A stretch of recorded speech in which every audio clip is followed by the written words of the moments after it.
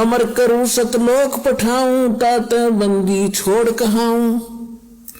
बंदी छोड़ हमारा नामम, अदर अमर है अस्थिर ठामम। सतगुरु शरण आके फिर धर्मराज डर कैसा।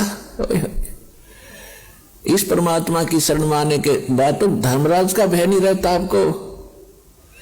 एक भक्त, वैसे तो बहुत भक्तों के साथ ऐसी घटनाएं घटी हैं, तो एक आध भक्त की बात याद रह जाती है। वो कह रहा था कि मैं रात्रि में सो गया, रात्रि में दो काले काले व्यक्ति बड़ी बड़ी कद के वो कहने लगे का मेरे साथ चलो, और मैं न चाहते उनके साथ हो लिया। विवश पता नहीं क्या हुआ, और मैं जब एक महल सा दिखाई दिया काफी निकट सी, तो मैंने पूछा भाई कहाँ ले जा रहे हो मुझे। उन्होंने कहा कि तेरे को धर्मराज के पास पेश करेंगे, और कहा फिर क्या करोगे। उसके बाद जो आदेश होगा नरक में डालना है या कहीं और भेजना है, तो फिर वो ऐसा ही करेंगे। तो उसने कहा कि मुझे फिर बात याद आई कि गुरुजी बताते हैं कि भी हमें तो यम के दूत लेने आ ही नहीं सकते। तो पहले तो ये सोचा कि शायद मेरी कोई करनी में फर्क तो नहीं पड़ गया, कोई भक्ति में। फिर उसने सोचा कि अब क्या बने, गुरुजी का तो आदेश है कि यम के दूत लेने नहीं आ सकते। तो मैं वहीं अड़ गया, खड़ा हो गया।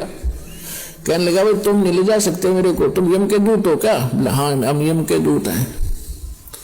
कि भाई तुम नहीं ले जा सकते, पता है तुझे मैं कबीर साहब का उपासक हूं, भगवान कबीर साहब का बच्चा हूं। तो बोले चल चल तू आगे ने, आगे बात फैसला होगा। वो मुझे आगे घसीटे में पाछे खिसकूं, तो मेरी उनकी झगड़ा हो गया, गुट्टम गुट्टा। उनमें से एक बोला भाई पहले पता करा, कदे गलती लाग रही हो, इतना कॉन्फिडेंस से वो आदमी कह रहा है, कदे हम इसने खाम खा पीटे फिर हमें सजा मिले, जा पूछ के आ तू। एक मेरे पास खड़ा रहा, एक अंदर गया। धर्मराज से प्रार्थना की, महाराज जिस व्यक्ति को आपने लेने के लिए भेजा है वो कह रहा है कि मैं कबीर साहब का शिष्य हूं, उनका पुजारी हूं। एक दिन धर्मराज के कहते धौला शरीर हो गया, सफेद पीला पड़ गया चेहरा, और उसने देखा उठा का अकाउंट, और मैंने न्यू के न्यू बोलते सुने। वो कह रहा है कि इसने वापस छोड़ दो, मरवाओगे मुझे भी। ये नहीं, वो दूसरा था भाई।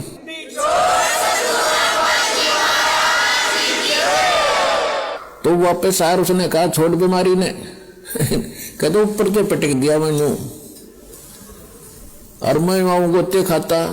फिर एकदम नो शरीर में आया। शरीर में आने के बाद भी 10 मिनट तक मेरा शरीर कार्य नहीं कर रहा था, पसीना पसीना। यदि मैं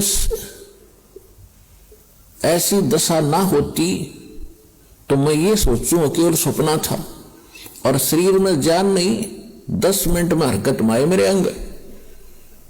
और उस दिन रच गई है परमात्मा।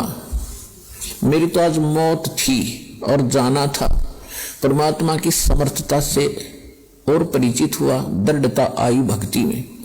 तो अपने आत्माओं ये सत्कर मान लेना,